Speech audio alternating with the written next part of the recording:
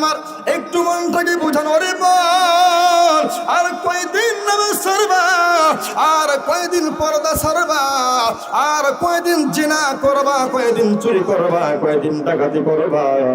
যে কোন সময় যে কোন মুহূর্তে তোমার জন্য মালাকুল মাউত আজরাইল আইসা তোমার জান কবজ করে নিয়ে নেবে, ঠিক কিনা? এই জন্য ভাইয়ার আমার বন্ধুরা আমার, দুনিয়ার দোহায় পড়া যাবে না, মনটাকে বুঝাইতে হবে ওরে মন, যে ঘরের মধ্য থেকে ঘরের ভিতর থেকে তুমি সুন্দর কাপড় চোপড় পরিয়া জামাই হইয়া করতে বের হয়ে গেছিলা, সুন্দর একটা বধূ করে নিয়ে আসছিলা সংসার করার জন্য। আবার এমন একটা সময় তোমার জন্য চলে আসবে, ওই ঘরে দরজা দিয়া মরা লাশ হইয়া বের হয়ে যাওয়া লাগবে। কথা বলুন ঠিক কিনা? ও এলাকার মা বোনেরা, আপনারা একটু মনটাকে বুঝানো রে মন, আর কয়দিন নামাজ ছাড়বা, কয়দিন পর্দা ছাড়বা, আর কয়দিন জিনা করবা, কয়দিন বেপরদায় চলবা, আর কয়দিন রূপের বাহাদুরি করবা। তোমার রূপের বাহাদুরি থাকবে না, সুন্দরের বাহাদুরি থাকবে না, সম্পদের বাহাদুরি থাকবে না।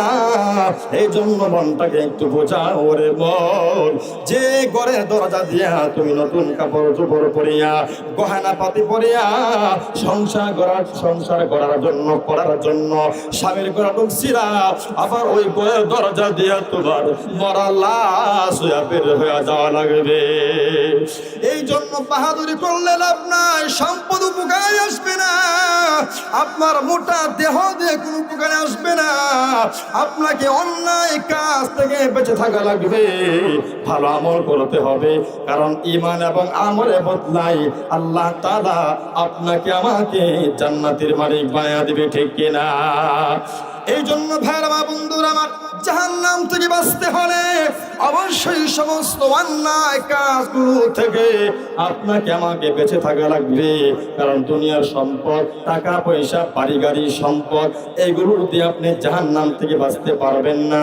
কারণ আল্লাহর রাসূল সাল্লাল্লাহু আলাইহি ওয়াসাল্লাম তিনি ওনার নিজের মেয়েকে ডাক দিয়ে বলছিলেন, ইয়া ফাতিমা তুনকিদি নাফসাকি মিনান নার, ইয়া ফাতিমা তুনকিদি নাফসাকি মিনান নার। হে ফাতেমা, তুমি নিজেকে জাহান্নামের আগুন থেকে তুমি বাঁচাও, কারণ কবরের মধ্যে আমি নবীজির সন্তানের পরিচয় দিলে কোনো কাজ হবে না। কথা বলুন ঠিক কিনা? তুমি তোমার ঈমান আমল কি সুন্দর করো, অন্যায় কাজ থেকে বেঁচে থাকবে। আপনাকে আমাকে যদি মুসলমান দাবি করা লাগে, ইমানদার দাবি করা লাগে, কোনো ইমানদার কোনো মুসলমান ওই ইমানদার হওয়ার পরে, মুমিন হওয়ার পরে কোনো অন্যায় কাজে লিপ্ত থাকতে পারে না। কথা বলুন ঠিক কিনা? ইমানদার সে চুরি করতে পারে না, ইমানদার সে ডাকাতি করতে পারে না, কোনো মুমিন মুসলমান সে জিনা করে না, চুরি ডাকাতি করে না, এরকম ভাবে সে সুদ ঘুষ খায় না। ইমানদার মুসলমান সে নেশা করে না, গাঁজা মদ খায় না। কথা বলুন ঠিক কিনা? কোন মুসলমান সে জুয়া খেলতে পারে না। কথা বলুন ঠিক কিনা? সে অন্যায় কাজ করতে পারে না। কেন বলছি? হাদিসের মধ্যে এসেছে, কোন বান্দা যখন জিনা করে, চুরি করে, ডাকাতি করে, তখন তার ভিতরে আর ঈমান থাকে না। কথা বলুন ঠিক কিনা? তার ঈমানটা কোথায় যায়? কোথায় যায়? বুখারী শরীফের ব্যাখ্যায় এসেছে, তার ঈমানটা জ্বলন্ত অবস্থায় থাকে। ডান পাশে বাম পাশে ওলামায়ে কেরাম বসে আছেন। যখন বান্দা কোনো অন্যায় করে, চুরি করে, ডাকাতি করে, গুনাহের কাজ করে, তার ঈমানটা জ্বলন্ত অবস্থায় থাকে। এই জন্য বলছি, কোনো ঈমানদার, কোনো মুমিন সে চুরি ডাকাতি গুনাহের কাজ করতে পারে না। কথা বলুন ঠিক কিনা? তাহলে যেটা বলতেছিলাম যে আমরা নিজেকে ঈমানদার দাবি করি, মুমিন ঠিকই দাবি করি, এরপর নিজেরা অন্যায় কাজের সাথে লিপ্ত হয়ে এখনো পর্যন্ত জাহান্নামের খাতায় নামটা লেখা আছে। কথা বলুন ঠিক কিনা? আপনি চিন্তা করে দেখবেন, হয়তোবা আপনি নামাজ ঠিক মতো পড়েন না, হয়তোবা আপনি ঠিক মতো যাকাত দেন না, হয়তোবা হজ পালন করেন না, হয়তোবা আপনি চুরির সাথে লিপ্ত আছেন, হতে পারে আপনি জিনার সাথে লিপ্ত আছেন, অথবা বেপরদার সাথে জড়িত আছেন, অথবা অশ্লীল নাটক, গান বাজনার সাথে জড়িত আছেন। কথা বলুন ঠিক কিনা? হয়তোবা সুদ ঘুষের সাথে লিপ্ত আছেন। কথা বলুন ঠিক কিনা? এরকম ভাবে চিন্তা করে দেখবেন, বালিশের সাথে মাথা লাগায় চিন্তা করবেন, আমার দ্বারা কি কোনো অন্যায় কাজ হচ্ছে কিনা। যদি অন্যায় কাজের সাথে এখনো পর্যন্ত লিপ্ত থাকি, তাহলে বুঝে নিতে হবে আমি এখনো পর্যন্ত জাহান্নামের আসামি, মুমিন হওয়ার পরেও। কথা বলুন ঠিক কিনা? তাহলে বুঝতে পারছেন তো নাকি ইমানদার হওয়ার পরেও জাহান্নামে যাবে কি যাবে না? যাবে কি যাবে না? কথা বোঝেন না? ইমানদার হওয়ার পরেও জাহান্নামে যাবে কেন? ইমানদার হওয়ার পরে অনেক অন্যায় কাজের সাথে আমরা জড়িত থাকি। মাপে ভেজাল দেই, সব জিনিসের মধ্যে ভেজাল দেই, ওজনে কম দেই। কথা বলুন ঠিক কিনা? 2 নাম্বার জিনিস দিয়ে দেই 1 নাম্বার বলে। কথা বলুন ঠিক কিনা?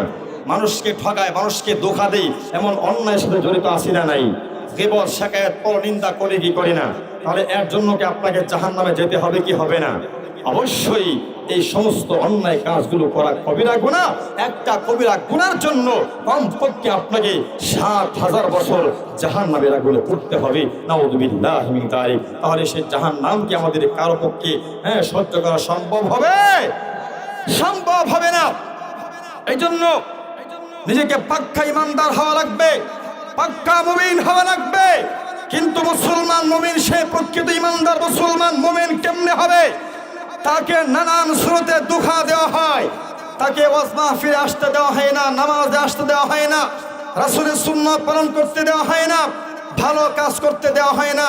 এমন সমাজের মধ্যে মানুষ হবে কিছু শয়তান আছে না নাই? যারা নিজেরাও ভালো কাজ করবে না, ভালো কাজের সহযোগিতা করবে না, অন্যায় কাজ করে এবং অন্যায় কাজের সহযোগিতা করে। কথা বলুন ঠিক কিনা? এই যে অন্যায় কাজের সহযোগিতা করলো, সেও জাহান্নামের আসামি। অন্যায় কাজ করা যে কথা, অন্যায় কাজের সাথে সহযোগিতা করা একই কথা। কথা বলুন ঠিক কিনা? এরকম ভাবে নেক কাজ করলে যেমন সওয়াব হয়, নেক কাজের সাথে সহযোগিতা করলেও আল্লাহ তাআলা আমলনামায় সওয়াব দিয়ে দেয়। কথা বলুন ঠিক কিনা? সম্মানিত হাজিরিন, এর জন্য চিন্তার বিষয়, আমি তো ইমানদার, আমি তো মুমিন মুসলমান, আমার নামটা তো এখনো পর্যন্ত জাহান্নামের খাতায় লেখা না। আমি ইমানদার হওয়ার পরে যেন জাহান্নামে না যাই, এই জন্য আল্লাহ বলেন, ইয়া আইয়ুহাল্লাযীনা আমানু কু আনফুসাকুম ওয়া আহলিকুম নারা। হে ইমানদার, হে মুমিন,